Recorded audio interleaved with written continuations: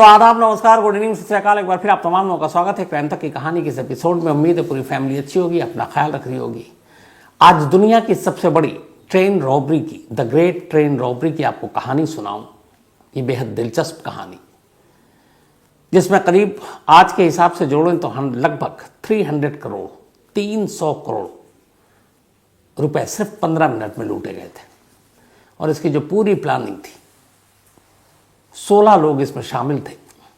लेकिन इस रॉबरी के बरसों बाद, मतलब लगभग मान लीजिए 50-60 साल हो गए, एक शख्स हमेशा पहेली बना रहा।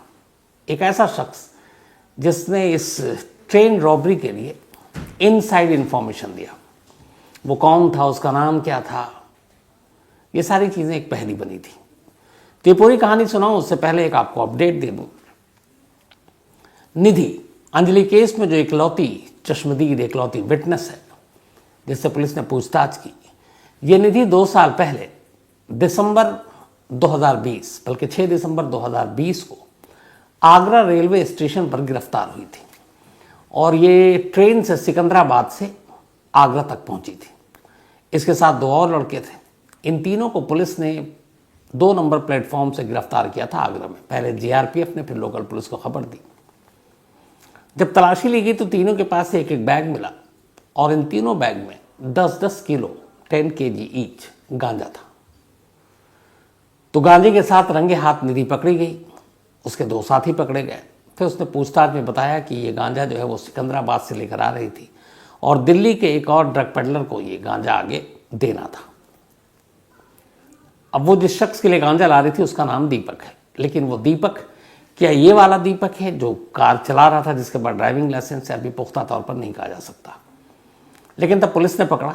इसके बाद एनडीपीएस एक्ट के तहत निधि और उसके दोनों साथियों को जेल भेज दिया गया।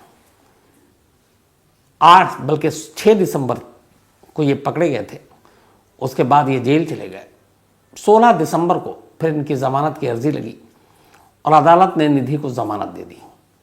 लेकिन जमानत के आदेश आने के बावजूद अगले 1 हफ्ते तक निधि फिर भी जेल में रही। उसकी वजह ये थी कि निधि का कोई घर वाला, बाकी कोई रिश्तेदार, माँ, उसकी जमानत के मुचलके या बाकी चीज़ें भरने के लिए आग्रही नहीं आए और इस वजह से वो 1 हफ्ते तक और जेल में रही।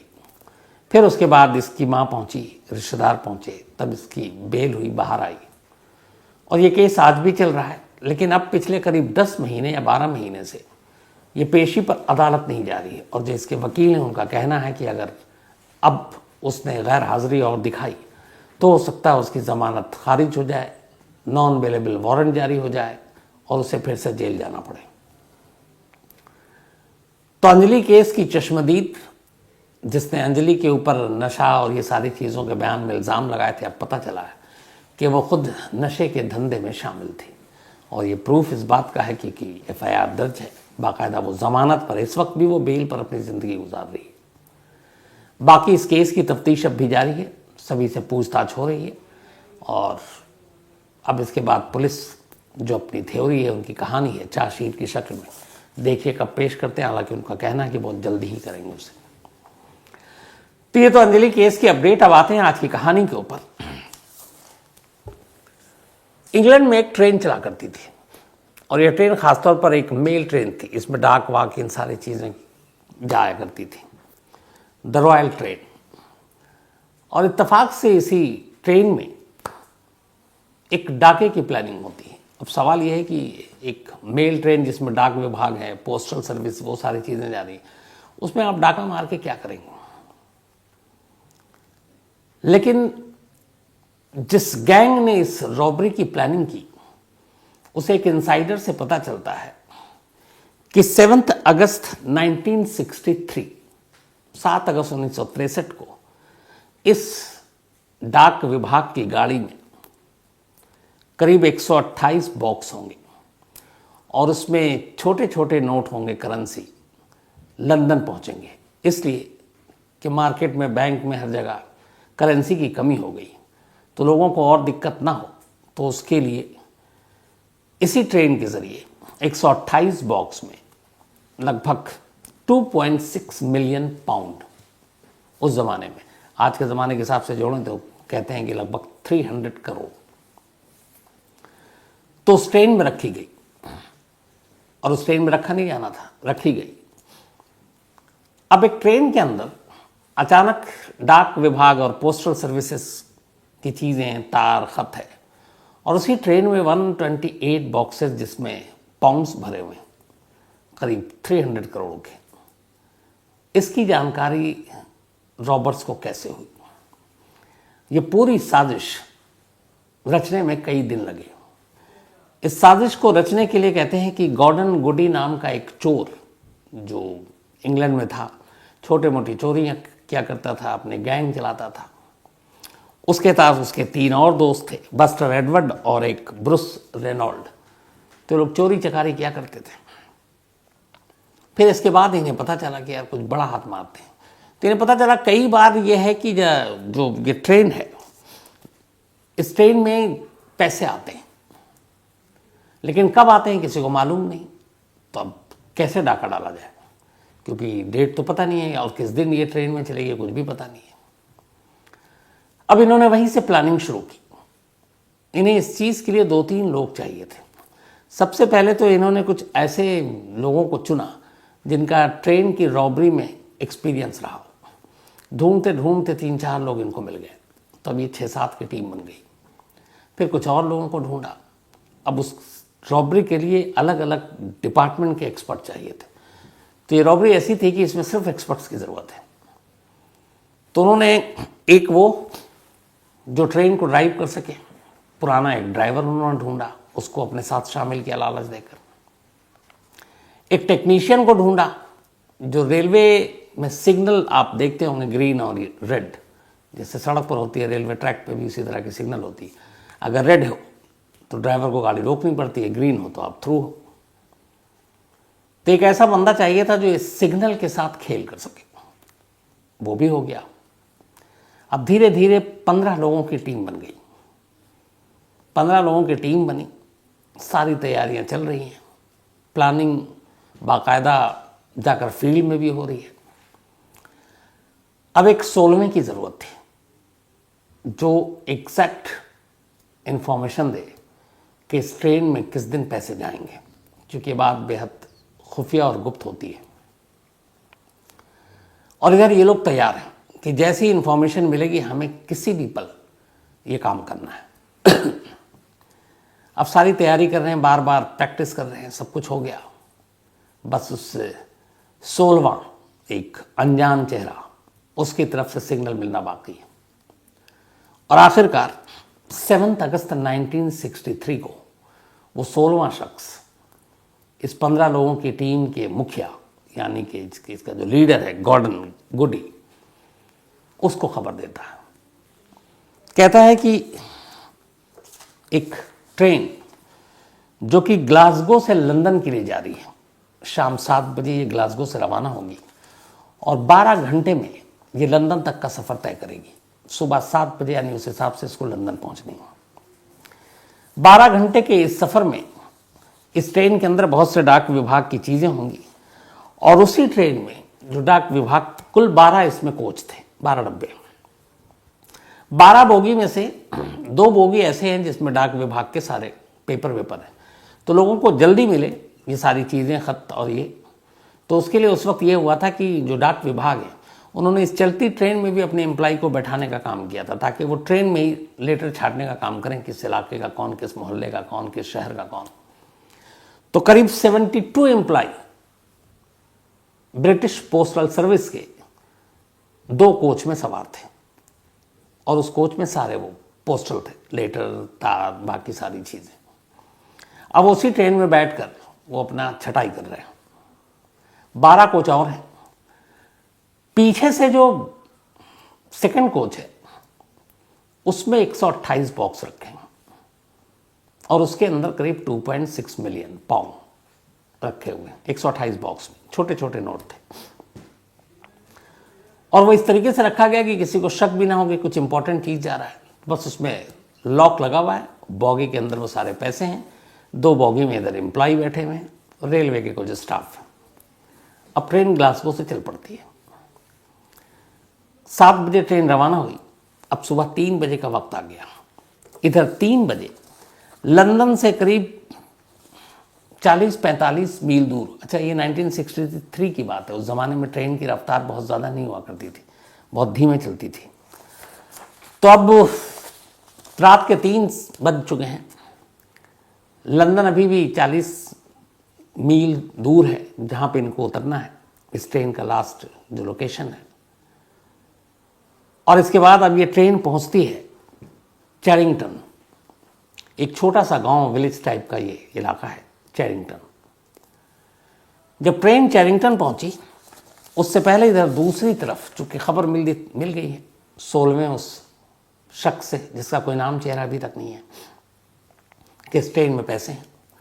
अब ये पूरी टीम जो महीनों से लगी हुई थी इस साजिश में, इस बैंक रॉबरी को अंजाम देने में, जब उन्हें पता चला कि इसमें इतने सारे पैसे हैं तो उनकी खुशी का ठिकाना नहीं। अब पूरी टीम शाम 7 बजे उधर ट्रेन रवाना हुई। इस दौरान में इन्होंने पूरा अलग अलग जो रेलवे के रूट हैं, ट्रैक हैं, उसके ऊपर भी रिसर्च किया, बहुत बारीकी से हर चीज़ किया। तो जब इन्हें पता चला कि ग्लासगो से लंदन जा रही है, तब उन्होंने उस रूट का ऑलरेडी रिसर्च कर रखा था। उन्हें लगा कौन सी ऐसी जगह होगी जहाँ पे ये रॉबरी को अंजाम दिया जाए। तो उन्होंने चुना चैरिंगटन, जो लंदन से करीब 40 मील पहले। 2 रेंज रोवर कार और एक पुरानी मिलिट्री का ट्रक ये लेकर चैरिंगटन पहुंचते हैं। और चैरिंगटन में एक ऐसी जगह जहां रेलवे ट्रैक के करीब तक कार और ये ट्रक पहुंच सके, उस जगह को इन्होंने पहले चुना। और वो जगह ऐसी हो जहां पर रेलवे का सिग्नल हो। अब इनके साथ एक टेक्नीशियन था। चैरिंगटन के करीब रात को ये पहुंचते हैं। जो बाकी ट्रेनें गुजरनी थी सब गुजर गई। अब उस ट्रेन का इंतजार है जिस ट्रेन को इन्हें लूटना है। टाइमिंग एकदम सही है। अब उन्हें मालूम, जब ये कंफर्म हो गया कि अब वही ट्रेन आएगी, ठीक उससे कुछ मिनट पहले आखिरी काम करते हैं। उस रेलवे सिग्नल को उस टेक्नीशियन के जरिए उन्हें अब ग्रीन से रेड करना है। कायदे से वो ग्रीन सिग्नल है, ट्रेन को गुजरनी है, लेकिन उन्हें रेड करना है ताकि ड्राइवर को ट्रेन रोक दे। अब वो अपने साथ बाकायदा बल्ब, बाकी कलर, बैटरी, ये सारी चीज़ें ले गए, एक कवर भी ले गए, पूरी तैयारी की थी। अब उन्होंने उस ग्रीन सिग्नल को ढक दिया और उसके बाद अपना आर्टिफिशियल इस तरह से किया कि वो सिग्नल अब रेड दिखाई दे रहा है और उसको रेड करके छोड़ दिया। ट्रेन आई, ड्राइवर ने दूर से देखा, उसे ताज्जुब हुआ कि इस वक्त रेड सिग्नल का कोई मतलब नहीं है। फिर भी लगा कई बार सफ़र में ऐसा हुआ है, तो उसने कहा कुछ गड़बड़ होगा, चलो देख लेते हैं। उसने ट्रेन रोक दी। जैसी ही ट्रेन रोकी, ये जो 15 लोग सवार बाहर हैं, इनमें से फ़ौरन कुछ लोग ड्राइवर की इंजन में दाखिल होते हैं। वहाँ जाकर उसके दोनों हाथ बांधते हैं और कहते हैं कि ट्रेन चलाते रहो, और कुछ लोग हम में से ऐसे हैं जो शरीफ नहीं हैं तो तुम्हें मार सकते हैं। बाकी लोग अब उस ट्रेन के उस डब्बे की तरफ कूच कर गए जिसमें सारे पैसे हैं, और इनके पास कोई हथियार नहीं, कोई गन नहीं, चाकू नहीं, सिर्फ एक लोहे का रॉड, और उसके ज़रिए इन्हें पूरी रॉबरी करनी है। अब उस डब्बे तक जब पहुँचे तो देखा उसमें लॉक लगा हुआ है। उन्हें मालूम था कि लॉक होगा। इधर जो पोस्टल विभाग के कर्मचारी 72 हैं, वो उस कोच में अलग, उन्होंने अपना रात के करीब 3 बज रहे थे, काम करके थक गए, वो सब सो गए। शोर शराबा कोई हो नहीं रहा। बाकी पूरे ट्रेन में किसी को पता नहीं चल रहा। जो 12 कोच हैं खाली ही थे, पैसेंजर तो उसमें होता नहीं। अब इन लोगों ने उसकी भी ट्रेनिंग ली थी, अलग अलग लॉक को किस तरीके से रॉड से तोड़ते हैं। रॉड से उन्होंने ताला तोड़ा। ताला तोड़ने के बाद अब जानबूझकर 2 लोग इंजन में थे, ड्राइवर को बता रहे थे कि तुम गाड़ी अब चलाते रहोगे। ड्राइवर अब गाड़ी स्लो चला रहा है। इन्होंने जिस जगह पर रेंज रोवर और ट्रक रखे, खड़े किए हुए, कुछ लोग वहाँ पे इनके 15 के 15 ट्रेन में सवार नहीं हुए। अब जब वो उसके करीब गए तो इसके बाद फिर गाड़ी रुकी, ड्राइवर से रुकवाया। अब उसके बाद इन्होंने एक ह्यूमन चेन बनाया, उस बॉगी का वो खोला, उसमें से एक एक बॉक्स एक दूसरे को बढ़ाता ट्रेन से नीचे, वो तीसरे को चौथा, और वो एक एक करके ट्रक और रेंज रोवर में वो सारे बॉक्स रखते गए। 128 बॉक्स, 15 मिनट टोटल वक्त लगा। सारे बॉक्स को निकाल लिए। उसका ड्राइवर को कहा कि अब तुम जाओ। ड्राइवर चला गया। सारे बॉक्स लेकर ये लोग निकल लिए। इसके बाद ड्राइवर्स ने अलार्म बजाया। सुबह होने से पहले इंग्लैंड के इतिहास की सबसे बड़ी रॉबरी की खबर वहां की पुलिस से लेकर तमाम लोगों तक पहुंच गई। अब बाकायदा फिर लंदन से पहले ही एक स्टेशन पर यह ट्रेन रुकी, तमाम पूछताछ हुई, तलाशी हुई, इधर हड़कंप मच गया। अखबारों में उस वक्त की हेडलाइन हुआ करती थी 300 करोड़ इंडियन करेंसी के हिसाब से। अब पुलिस के साथ साथ स्कॉटलैंड यार्ड को इसमें लगाया गया है, जो एंटी रॉबरी सेल है, उनको जितने भी माहिर थे जांचकर्ता, उन सबको लगाया गया, क्योंकि बात बहुत बड़ी रकम और सबसे बड़ी चोरी की थी। सब कुछ लगाए रखा लेकिन कोई जानकारी नहीं मिल रही है और इधर दिन बीतता जा रहा है। अब आखिरकार पुलिस को लगा कि क्या करें। इस 7 अगस्त की रॉबरी थी। 13 अगस्त को पहली बार एक लीड मिलता है, 13 अगस्त 1963। जिस जगह पे यह रॉबरी हुई उससे करीब 20 मील की दूर पर एक छोटी सी बस्ती है, वहां कुछ फार्म हाउस है। इस बैंक रॉबरी की खबर पूरे ब्रिटेन में तब तक फैल चुकी थी, उस इलाके में भी फैली थी। वहां से एक बंदे ने पुलिस की टीम को फोन किया और कहा कि ये जो हमारा इलाका है, यहाँ जो एक फार्म हाउस है, आजकल गाड़ियों की बड़ी चहल पहल है, बहुत गाड़ियाँ आती हैं जो पहले नहीं आती थी, और ये इलाका क्राइम सीन से नज़दीक भी है। जब ये बात पता चली पुलिस पहुंची उस फार्म हाउस में। जब फार्म हाउस में गई वहाँ कोई नहीं था। इन्होंने अंदर जाकर तलाशी ली तो पहले सबूत मिले। 20 खाली बॉक्स उसी फार्म हाउस के अंदर रखे हुए थे, पैसे गायब थे। वहाँ से पुलिस ने फिंगरप्रिंट्स, बाकी चीज़ें उठाई। अब पुलिस तफ्तीश में लगी, पहला क्लू मिला था। अब उन 20 बॉक्स और बाकी चीज़ों के ज़रिए खाली पुलिस की तफ्तीश आगे बढ़ी तो पता चला कि एक फूल बेचने वाला शख्स है, रॉजर नाम है उसका, रॉजर कॉडरे, उसका इस फार्म हाउस से लेना देना है। पुलिस उस तक पहुंचती है, उसको गिरफ्तार करती है। फिंगरप्रिंट जो मौके से मिले थे वो उससे मैच कर जाता है। अब उसके बाद उसकी निशानदेही पर अगले 2 हफ्तों में पुलिस 12 और लोगों को गिरफ्तार करती है, पर 3 अब भी भागे हुए हैं। इसके बाद 1964 आ जाता है, जनवरी का महीना। मामला कोर्ट में जाता है। कोर्ट 12 लोगों में से 11 को 30 साल की सजा सुनाती है, 30 साल की। उस जमाने में यह सजा बहुत ज्यादा थी। और फिर इसके बाद करीब 5 साल के बाद, ये 64 था, 68 में जो बाकी 3 थे जो अब तक पकड़े नहीं गए थे वो भी पकड़ा जाते हैं, उन्हें भी यही सजा होती है। इनमें से एक जेल से भाग जाता है। अच्छा, इधर 1968 में ये सजा हुई। पुलिस ने 15 के 15 से पूछताछ की और पुलिस स्कॉटलैंड यार्ड को ये बात पुख्ता तौर पर मालूम था कि रॉबरी बिना किसी इंटरनल आदमी के रेलवे से जुड़े हुए पॉसिबल नहीं है।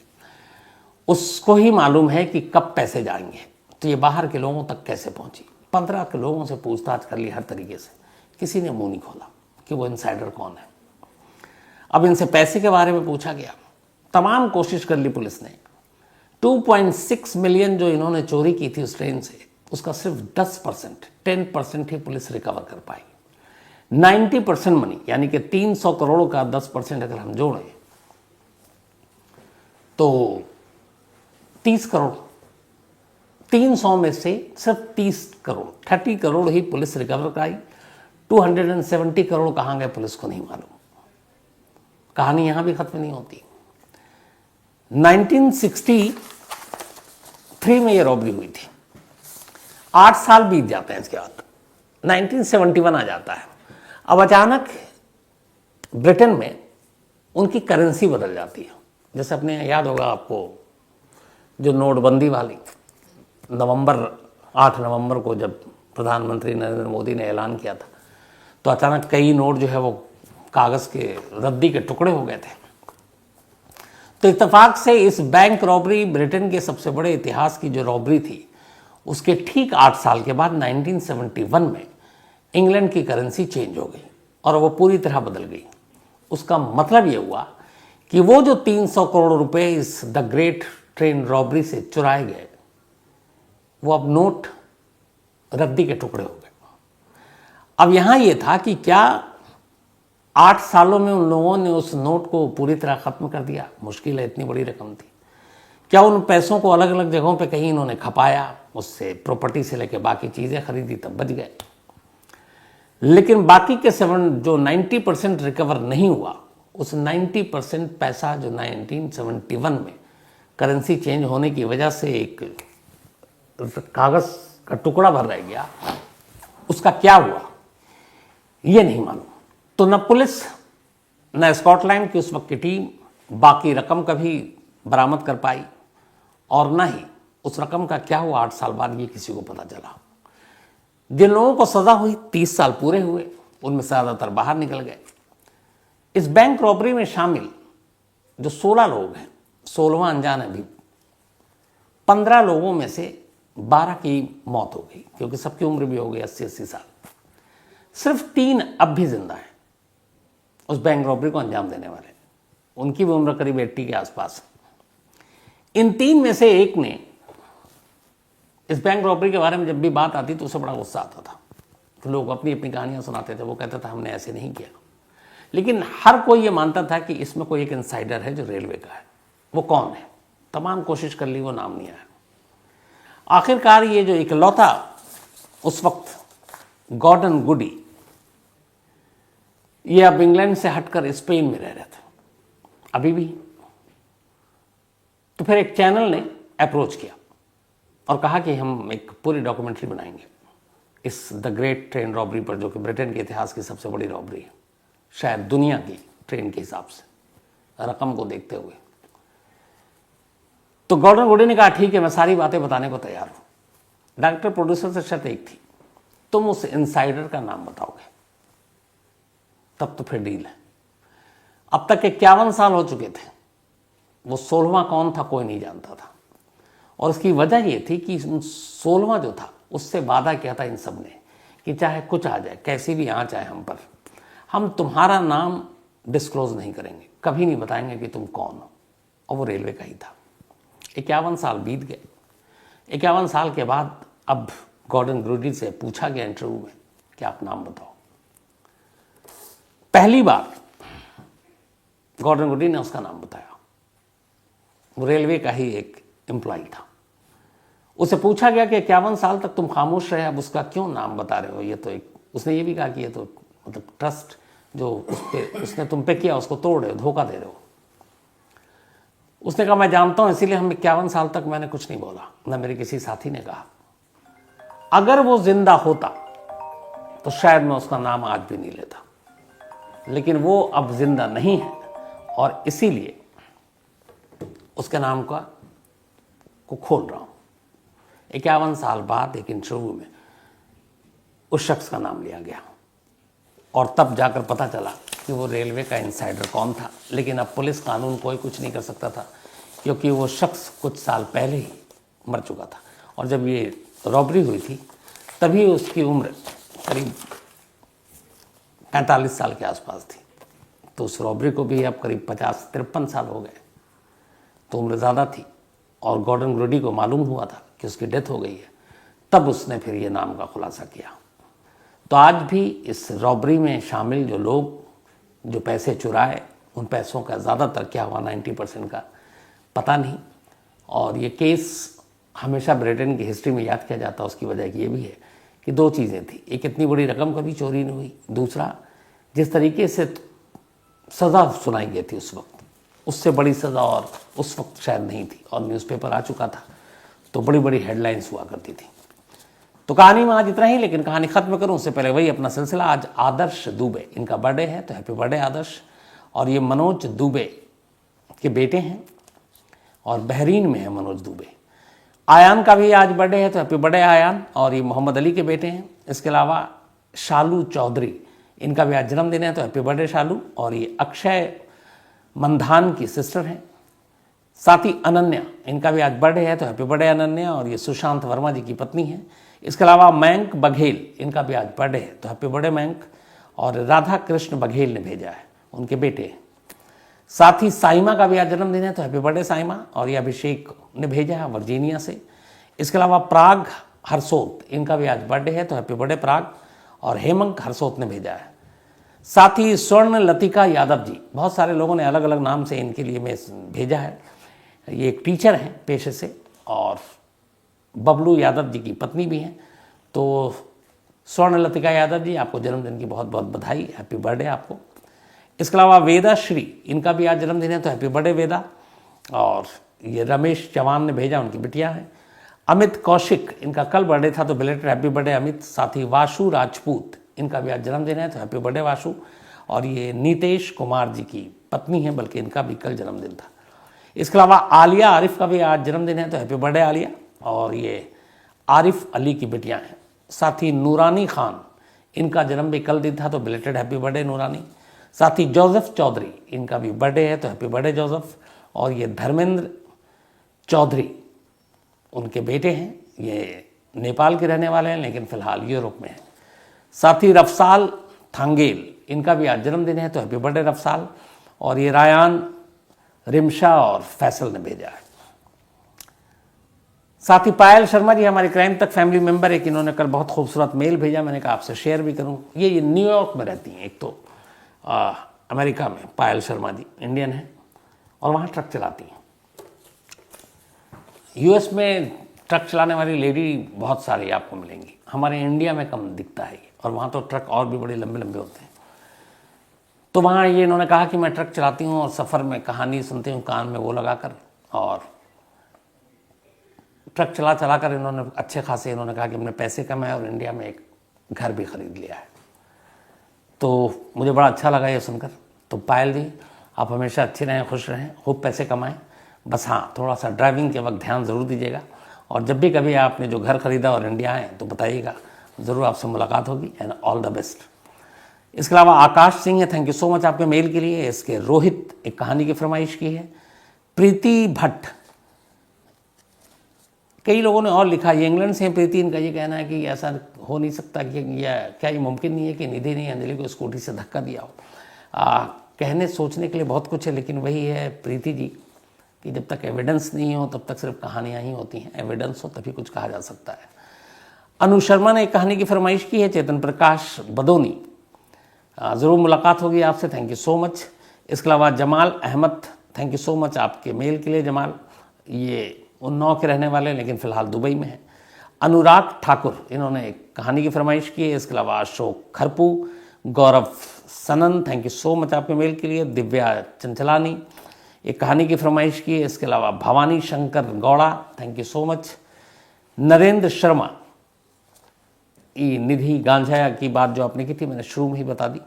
Sarfaraz Ahmed Ansari, thank you so much आपके मेल के लिए भी। तो कहानी में आज इतना ही। अब आपसे मुलाकात होगी कल रात 9 बजे किसी नई कहानी के साथ। तब तक अपना ख्याल रखिएगा। Thank you very much.